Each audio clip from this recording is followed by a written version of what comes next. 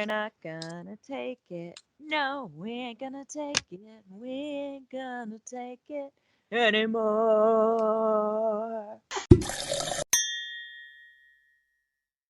Hello, the internet. Hi, Internet. I'm Zoot, I'm Kasey. and tonight we will be toasting to Mr. Mosquito.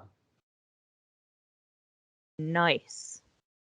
I take it by your silence that you are familiar with Mr. Mosquito. Vaguely, is that the one where like you terrorize a Japanese family and have to get all their blood? It is. Well, not all of their blood, but yeah. You play as a mosquito, and you terrorize a Japanese family to fill up a bunch of blood tanks for yourself in order to survive the harsh winter ahead. And Why is this? Are you able to see the screen? I am able to see the screen, but like it's in a weird, funky view. Not because this this game is the most labor-intensive game for me to get the recording of. Not only because the game itself is kind of difficult, because it includes a mechanic that is funny to talk about, but not funny to play, which is random instant deaths. But also, after I played through the game and got all of the footage, I went back over it in order to subtitle all of the dialogue. Because we never have sound in these videos, or when we're recording these, so you'll get to see and understand everything that's going on, even though you can't hear it. So let us begin. Okay. It was a PlayStation 2 game, in case you couldn't figure that out. In case he's stoned and eating cereal. Made by Fresh Games. And Zoom, but not the same Zoom that people Zoom with during Zoom times. It's a different Zoom. And this game contains scenes of explicit itchiness. Did you know that only nice little caution. When using insecticide, you should not only read the directions, but you should also follow them carefully. So, fun fact. The only mosquitoes that suck blood are female. It's summer. Mm-hmm. Do you like summer? Oh, so this game already got it wrong. Yep. Crazy. Wow. And that good job, Eidos Interactive Inc. Take the tiny Is that how it's pronounced? Eidos? Eidos? I don't know. I barely speak English. Why are you asking me? I don't know. So this is a little prologue. I do apologize that the subtitles kind of blend in there, but I was using new technology that I was not familiar with. And it's just basically explaining that you are the mosquito. There you go. You are a mosquito. And we're going to be terrorizing the Yamadas, is the name of the family. It is a mother, a father, and a 15-ish-year-old daughter. The dialogue, you do lose a little bit by not hearing their voices, but sometimes the dialogue gets quite suspect when interacting with the family. I'll just say that much. And that's pretty much all I know about the game. I think they did come out with a sequel, but I never played that one. And there's also a fun little surprise at the very end of this, because there was a Easter egg game within the game that I showed off for a little bit. Nice. So, what are you toasting with tonight? That they will go to great lengths the wacky tobacco. I've become quite a stoner. Does it have a clever strain name? Probably, but I don't remember where it is. What it is? Give me a second. think I left it in the other room. Let me go get it. There we are. There's my mosquito. Nice. Can you pause it for a sec? Yes. Woohoo! There we go. There's my mosquito. Mosquito. And the first room is Rena's room. Rena is the daughter of the Yamada family. I don't need to keep reading that. So what was, did you find the name? But that was some time Oh no, ago. I was actually So looking it's for my likely pen, to be wearing which was off in ironically enough some places. under my You should ass. suck from those Ah. spots. Good luck in finding Okay. them. So can we pretend that that's the name of the strain? The under my ass. Yeah, we can pretend it's under my ass because I don't remember what the fuck it is, and I don't even know how to look it up at this point. All right. So we get these weird cutscenes in between each level. Okay, why are they all fucking looking at the mosquito? Why don't they just fucking swat it and solve all their goddamn problems now? They are not looking at the mosquito. Okay, good. You are not. We are not yet showing the point of view of the mosquito. Oh, I didn't know we weren't starting out as the goddamn mosquito. Well, the gameplay, you do start out as mosquito, but not in the cutscenes. They just did this weird setup. I mean, I know part of it is that they didn't have to animate the mouths. Mm-hmm. That makes, you know, the voiceover vocalization a lot easier. Why they are presented like that is still new to me. But that's the family that we will be terrorizing. Yay! And believe it or not, as the game goes on, they become increasingly less sympathetic. And oh yeah, one of the other things I did when cutting this together originally was cutting out a lot of the load times. So this is just action-packed all the way through. Oh my god, the graphics just scream. What did it say? 2002? Yeah. Yeah. Oh, there we go. We've got our defenseless teenage girl by herself that we have to go suck. That sounds so wrong. Yeah. Well, so the big mechanic of the game is you get your victim to do something, and then they return back to their neutral position, and then you attack. So there's also hidden blood tanks around each level, and I think I get to see me collect a bunch of them. But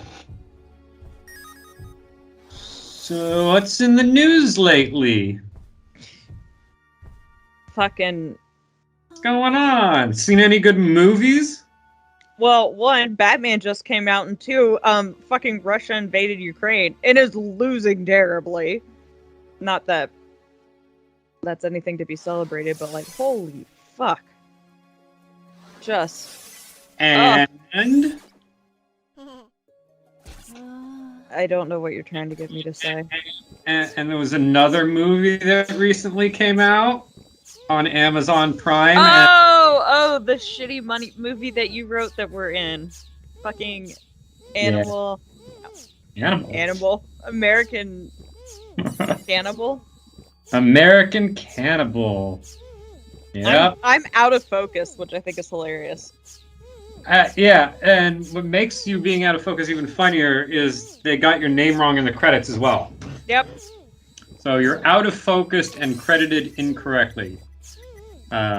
Yeah, my first foray into Hollywood. What a shame. What was that, around 2013 or 14? Something like that. And we filmed that, and so yeah, I wrote a terrible script back in 2010 as part of a bet with a buddy of mine to see who could sell a screenplay first. Did you win? Technically, no, because I have yet to receive a single penny. Wow, how'd they fucking pull that off? Because I signed a contract with these producers that said that they could have the script for free, and I would take it. I would get about a third of the gross, whatever the film grosses. Oh. And so, yeah, since the movie probably didn't gross a profit, You didn't get anything. I still don't get shit. But in addition to that, the producer, there is a potential payout for a contract violation, but I'm not sure how it works because that production company that made the movie, London Bridge Productions, no longer exists. So I don't even know if like I could pursue that, or if the producer who I signed the contract with was an acting representative of the production company instead of an individual. Oh my god. Yeah. I'm gonna, and also I don't have a copy of the original contract. Yeah, I would cut my losses and move on. Yeah, that's pretty much the idea. But we did get to what was it, Pacoima? I think so. Drove out to. And then apparently we were supposed to bring our own clothes, but they didn't tell us. Yeah. So we had to like cobble together. Yeah, I've spent more money on that because I bought the shirts. Yeah. And I also, my character is the drunk man at house, and I had to supply my own booze. Well, in fairness, you are a method actor, Sue. Yes. And yeah, well, I was also the only person, I guess, in charge of wrangling extras together.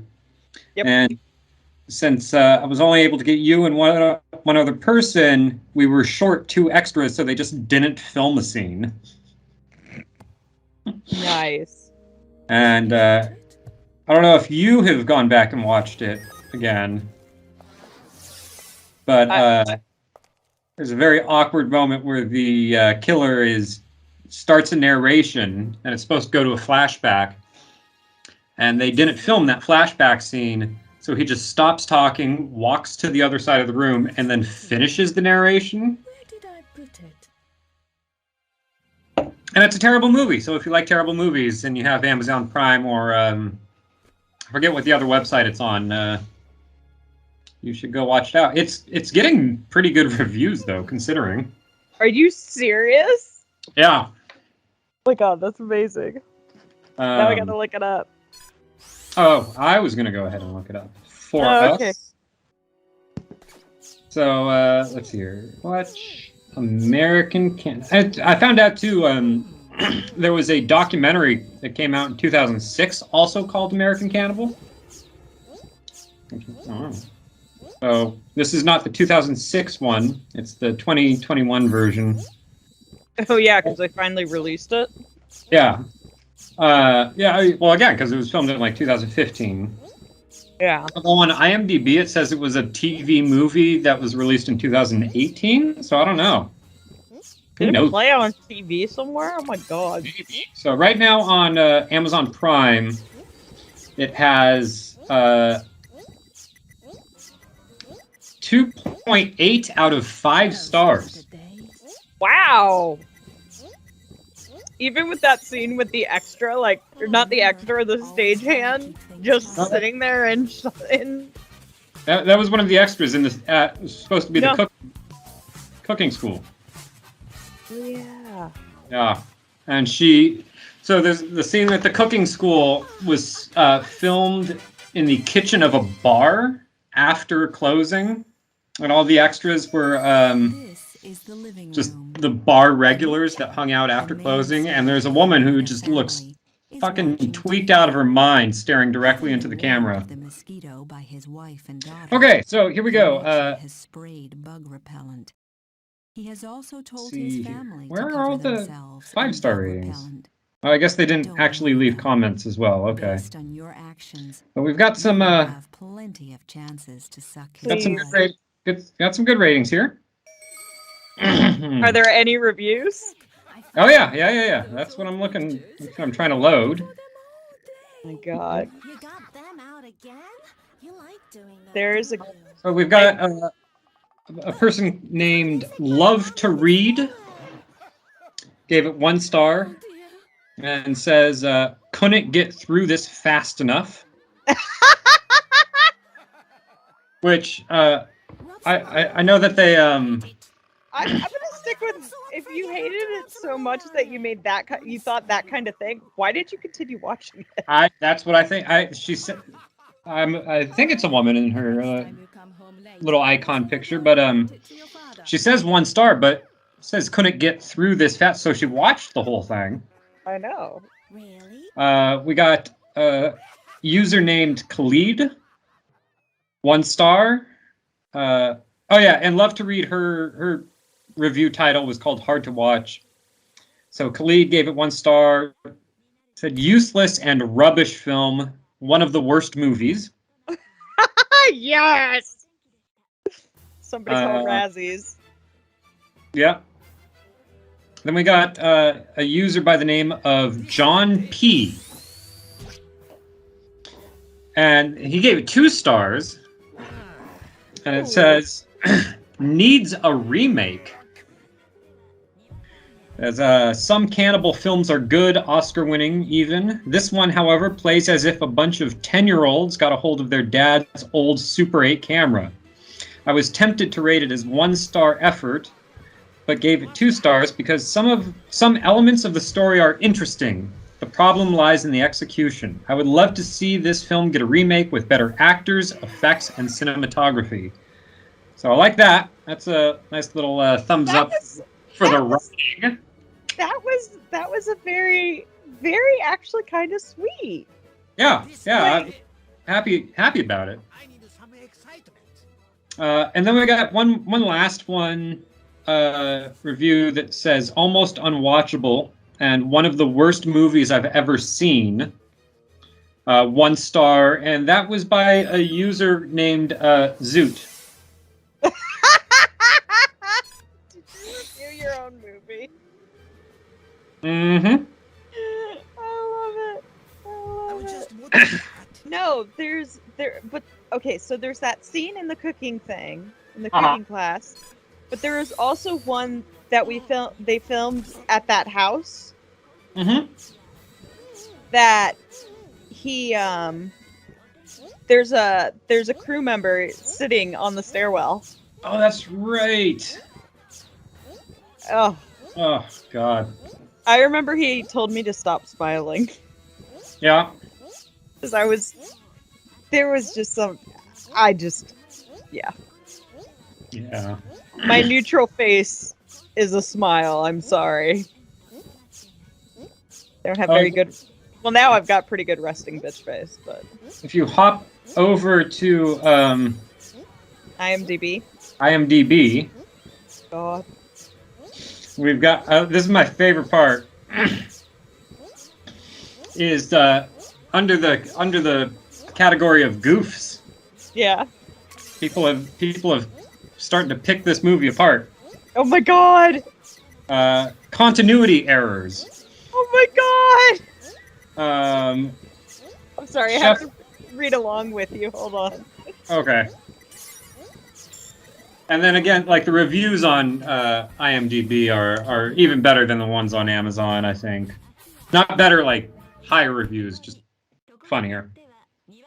But the continuity errors. Chef LaRousse picks up a ladle full of chicken stock from a large pan.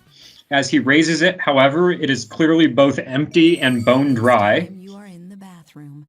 Rena is taking a bath, and blood circulation is good. She hasn't got any bug repellent. Wow, it has a 3 incredibly good blood-sucking opportunity. Yeah, out of 10. That's better than I would have expected. Too much blood, Yeah. you will become heavy. We got a police officer approaches the outbuilding with smoke billowing from it. When told not to enter, she turns and walks back toward the house. All traces of smoke are gone. And I think this is my favorite goof I've ever seen recorded on IMDb. The knife Ashley uses to cut herself free is a very distinctive Japanese global knife. It is made from a single piece of steel with a regular pattern of black dots on the round handle. When Doug is thrashing about, however, the knife seems to have a much thicker, square profile handle, possibly a plastic block. It is certainly not the same item.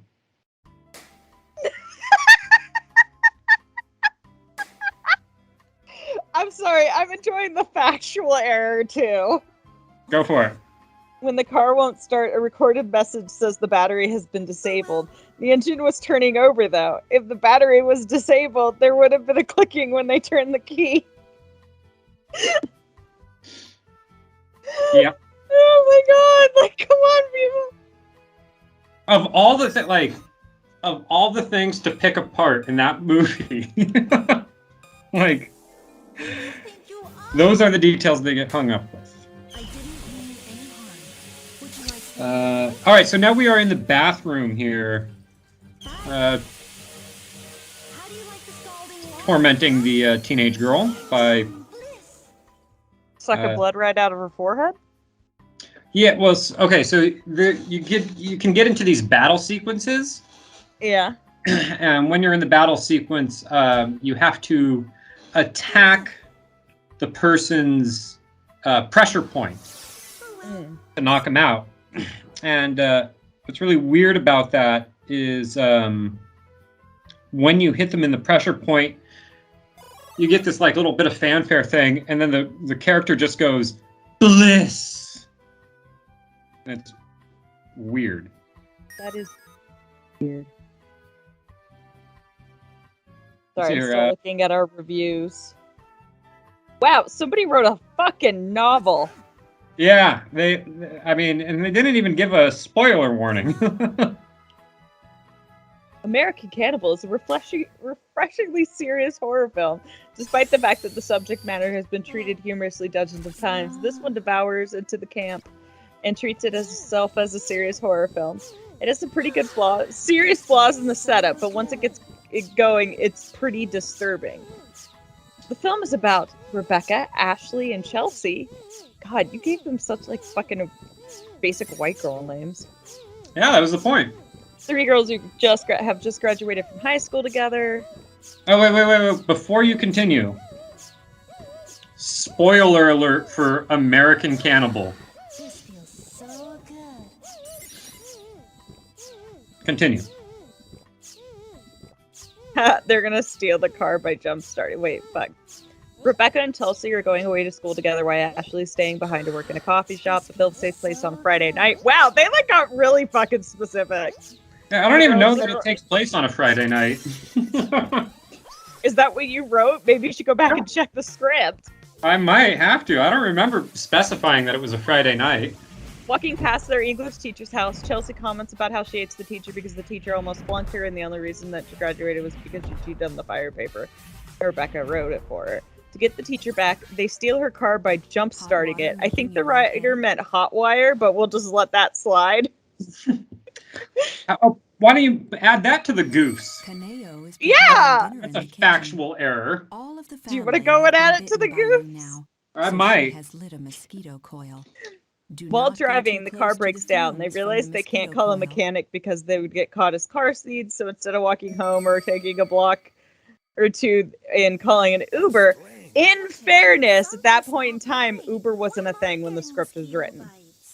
Yeah, it wasn't as well-known thing. There's also, if I remember correctly, there's a scene at the end where like cell phone reception isn't very good there. Mm-hmm. So yeah. They'll knock on the door of a nearby house and see if the owner will let us stay for the night. The owner of the house is Doug, who invites them in. Turns out he's a very pleasant happy to help. A chef who trained in France. He's also the titular American Cannibal. And things quickly devolve into an unpleasant night for the 3 unfortunate girls. American Cannibal is worth waiting. Waiting out. The setup is so bad, you might be tempted to turn it off early. In addition to confusing hotwire with jump starting, and the fact that it's been over 15 years since a car could even be made to be hotwired. That's not fair. I'm sure car thieves managed to steal cars that are from this fucking year. So no, don't even. No. Also, that is a filmmaker error. I did not specify the year of the car in the script.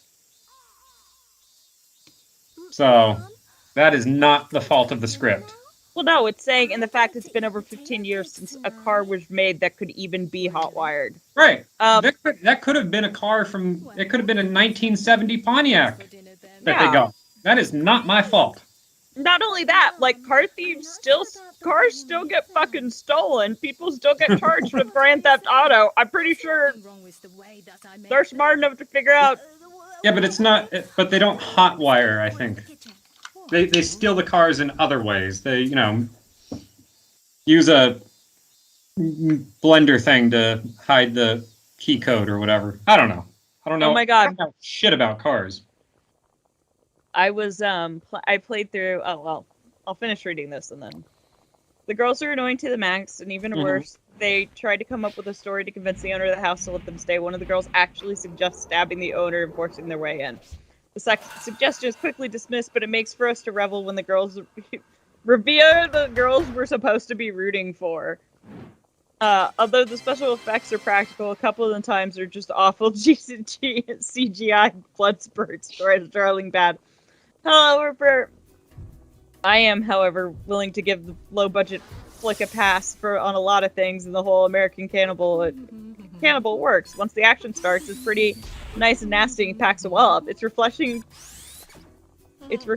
takes itself dead seriously. It gets quite disturbing. Worth checking out. Yeah. I want whatever that fucking person was smoking. Holy shit. Mm-hmm.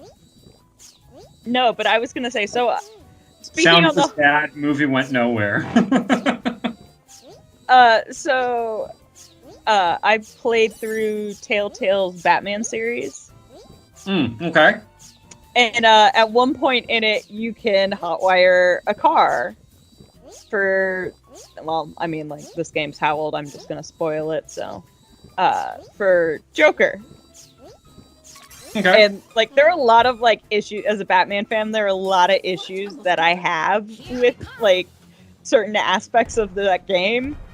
Like, not being able to tell Gordon, as Batman, Lucius Fox was working for me, and Waller is forcing Bruce Wayne to work undercover. You had those two conversations. The whole Gordon subplot is taken fucking care of. But, he hotwired, one of the options is to hotwire that car, which is the one I took. And then later on, like, in the last episode, when you're like, I got the Vigilante Joker, so, like, they come across this car, and Gordon's been fired by this point in my playthrough, and they are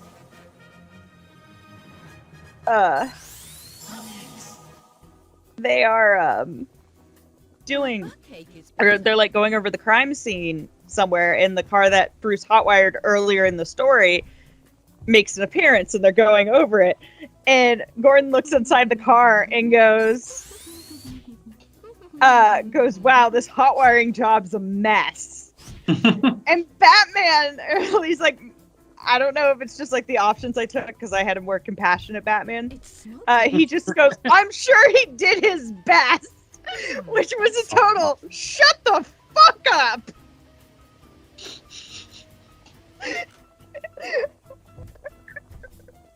I like the idea of a more compassionate Batman. Like, the Joker's holding a bunch of people hostage, and Commissioner Gordon calls up Batman. Batman's just like, well, I'm sure he's probably just going through a really tough time right now. Yeah! I just love that.